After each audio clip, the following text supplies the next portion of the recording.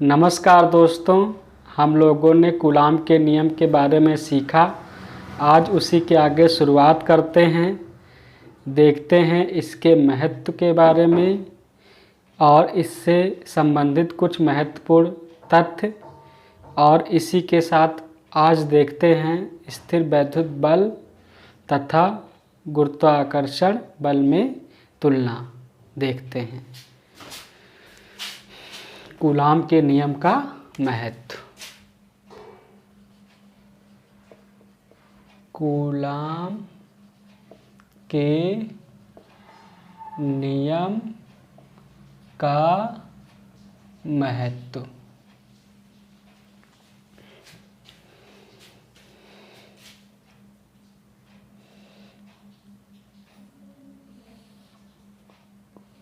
Coulomb का नियम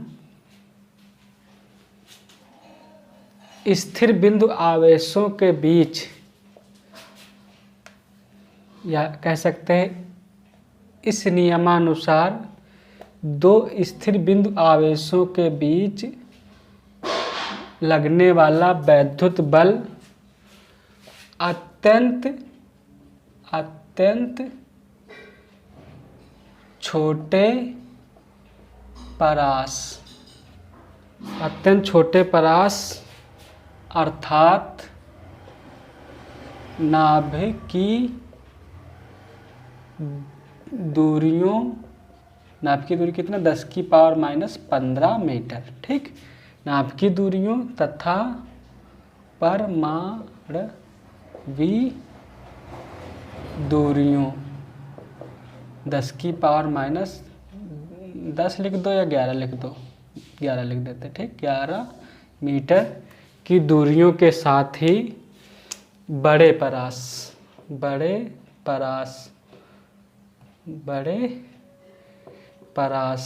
अर्थात बड़ी दूरियों के लिए भी सत्य होता है, ठीक। पहला नियम अर्थात कूलाम का नियम अत्यंत छोटे परास की दूरियों के साथ ही बड़े परास की दूरियों के लिए सत्य होता है। दूसरा देखते हैं, पहला रूल्स हो गया, पहला नियम। दूसरा देखते हैं, यह नियम किसी परमाणु में उपस्थित धन आवेशित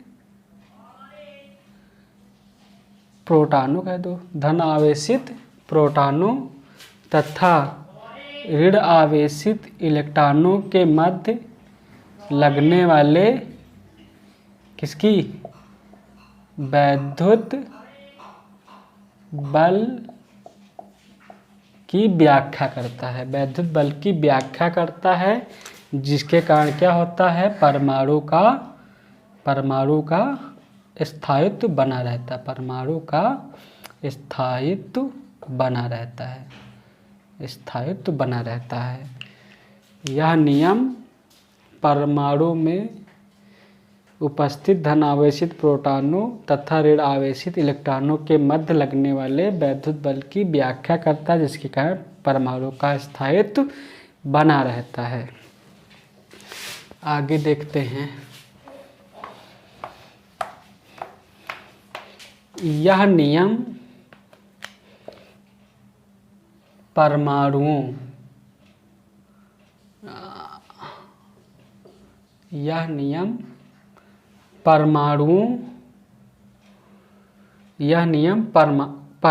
ना, ये भी परमाणु है ना, परमाणु दो हो गए तो परमाणु। यह नियम परमाणुओं के मध्य लगने वाले वैद्युत बल की व्याख्या करता है, जिसके कारण क्या होता है, अणुओं का निर्माण होता है। इसके कारण क्या होता है, अणुओं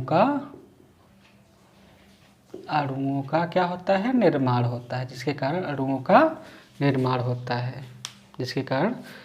का निर्माण होता है। ये अणुओं का निर्माण होता है। तीसरा या चौथा पॉइंट जो भी है, यह नियम अणुओं तथा परमाणुओं अब इसको परमाणु कह देते हैं। अणुओं तथा परमाणुओं के मध्य लगने वाले वैद्युत बल की व्याख्या करता है, जिसके कारण क्या होता है, ठोस, द्रव आदि की संरचना बनती है।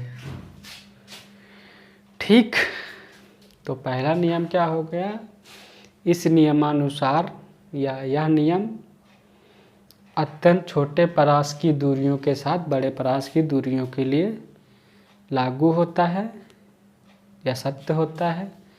दूसरा, परमाणु में उपस्थित धनावेशित प्रोटॉनों तथा ऋणावेशित इलेक्ट्रॉनों के मध्य लगने वाले वैद्युत बल की व्याख्या करता है, जिसके कारण परमाणु का स्थायित्व बना रहता है। यह नियम परमाणुओं के मध्य लगने वाले वैद्युत बल की व्याख्या करता है, जिसके कारण किसका निर्माण होता है, अणुओं का निर्माण होता है। और फिर लास्ट में यह नियम अणुओं तथा परमाणुओं के मध्य लगने वाले वैद्युत बल की व्याख्या करता है, जिसके कारण ठोस, द्रव आदि की संरचना बनती है।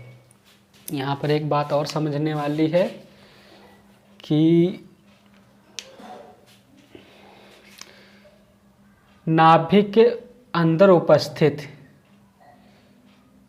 क्या है, प्रोटॉन के बीच क्या बात करके वैद्युत बल कार्य करता है। ठीक, नाभिकों के मध्य, नाभिक के अंदर प्रोटॉनों के मध्य कैसा बल कार्य करेगा, वैद्युत बल कार्य करेगा, वो प्रतिकर्षण बल। ठीक, वैद्युत बल कैसा कार्य करेगा, प्रतिकर्षण बल कार्य करेगा। ठीक,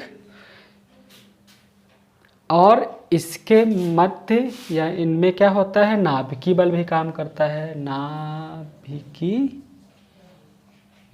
बल कार्य करता है, जो क्या होता है, आकर्षण प्रकृति का होता है, आकर्षण प्रकृति का होता है। ठीक, सामान्यतः क्या होता है, ये बल क्या होता है, इससे बड़ा होता है। लेकिन क्या होता है, जब नाभिक क्या हो जाता है, भारी हो जाता है, क्या हो जाता है, भारी हो जाता है, मतलब क्या हो जाता है, धनावेश यानी प्रोटॉन अधिक हुए, जिसके कारण क्या हो जाता है, वैद्युत आकर्षण बल क्या हो जाता है, बड़ा हो जाता है नाभिकीय आकर्षण बल से, जिसके कारण क्या होता है, ये नाभिक क्या हो जाता है, अस्थायी हो जाता है, अस्थायी हो जाता है, अस्थायी हो जाता है। इसी को कहते हैं हम रेडियोधर्मिता, रेडियोधर्मिता बोलते हैं, रेडियोएक्टिव पदार्थ बोलते हैं, रेडियोधर्मिता कहते हैं। ठीक है, रेडियोएक्टिव पदार्थ, रेडियोएक्टिव पदार्थ बोल सकते हैं। ठीक, तो क्या हो जाता है, ऐसा क्या हो जाता है, 81 के बाद या 82 के बाद के जितने भी एलिमेंट होते हैं वो क्या हो जाते हैं, टूट के क्या हो जाते हैं, वो अपने भारी नाभिक को छोटा करते रहते हैं। आप देखते हैं इसके महत्वपूर्ण तथ्य, आवेश, किसी आवेश पर लगने वाले बल का परिमाण समान होता है, बल का मान समान होता है, चाहे आवेश के मान भले ही क्यों ना भिन्न भिन्न हो। ठीक, तो क्या ये पॉइंट याद रखना, क्योंकि न्यूमेरिकल है, इससे दो आवेशों पर लगने वाले बल का परिमाण समान होता है, चाहे आवेश के मान भिन्न भिन्न क्यों ना हो। ठीक, अब क्या हो सकता है, आवेशों के मध्य लगने वाला वैद्युत बल या फिर कणों के मध्य लगने वाला वैद्युत बल क्या हो जाता है, इसके द्रव्यमान पर यानी कण के द्रव्यमान पर निर्भर नहीं करता, या केवल आवेश पर ही निर्भर करता है, चाहे जैसे आवेश हो भाई, माइनस प्लस, चाहे जैसे आवेश हो। ठीक, तो कणों के मध्य लगने वाला वैद्युत बल या आवेशित कणों के मध्य लगने वाला वैद्युत बल इस कणों के द्रव्यमान पर निर्भर नहीं करता, या केवल आवेश पर निर्भर करता है। और लास्ट पॉइंट हुआ कि आवेशित कणों के मध्य लगने वाला वैद्युत बल केवल स्थिर बिंदु आवेशों ठीक, बिंदु आवेशों पर ही लागू होता है, या यह नियम केवल बिंदु आवेशों पर लागू होता है, आवेशित गोलों पर नहीं। क्योंकि क्या हो जाता है, प्रभावी दूरी घटती बढ़ती जाती है, जिसके कारण क्या हो जाता है, प्रभावी बल भी घटेगा और बढ़ेगा। अतः यह नियम केवल बिंदु आवेशों पर ही लागू होता है। अब देखते हैं इसके करते हैं स्थिर वैद्युत बल तथा गुरुत्वाकर्षण बल में करते हैं तुलना। एक बार करते हैं समानता और दूसरी करते हैं असमानता। तो इधर लिख देते हैं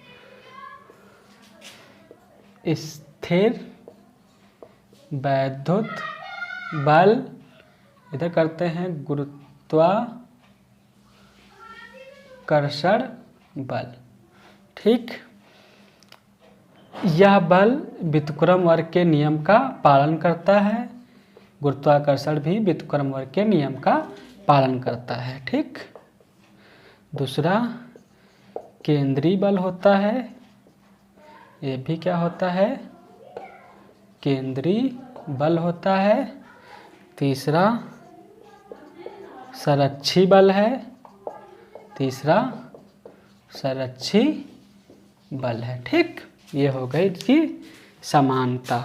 अब देख लेते हैं असमानता जल्दी से। असमानता देखते हैं ठीक।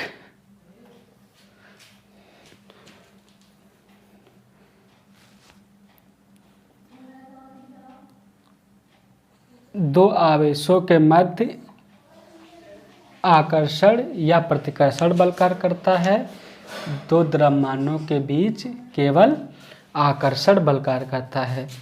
इस प्रकार हम दो आवेशों के मध्य आकर्षण या प्रतिकर्षण बल करता है। इस प्रकार हम कह सकते हैं आवेश दो प्रकार के होते हैं, पॉजिटिव आवेश और नेगेटिव आवेश ठीक। पॉजिटिव आवेश और नेगेटिव आवेश, लेकिन द्रव्यमान केवल पॉजिटिव होता है ठीक। ये हो गया ठीक। तीसरा पॉइंट क्या हो गया, दो आवेशों के मध्य लगने वाला वैद्युत बल, गुरुत्वा यानी आकर्षण प्रतिकर्षण बल, इसी को कहते हैं वैद्युत बल ठीक। दो आवेशों के मध्य लगने वाला वैद्युत बल क्या होता है, माध्यम पर निर्भर करता है, इनके बीच माध्यम पर निर्भर करता है। लेकिन दो द्रव्यमानों के मध्य लगने वाला गुरुत्वाकर्षण बल ना क्या होता है, माध्यम पर निर्भर नहीं करता, बीच के माध्यम पर निर्भर नहीं करता है। और चौथा पॉइंट लिखते हैं स्थिर वैद्युत बल क्या होता है, गुरुत्वाकर्षण बल की तुलना में क्या होता है, बड़ा होता है।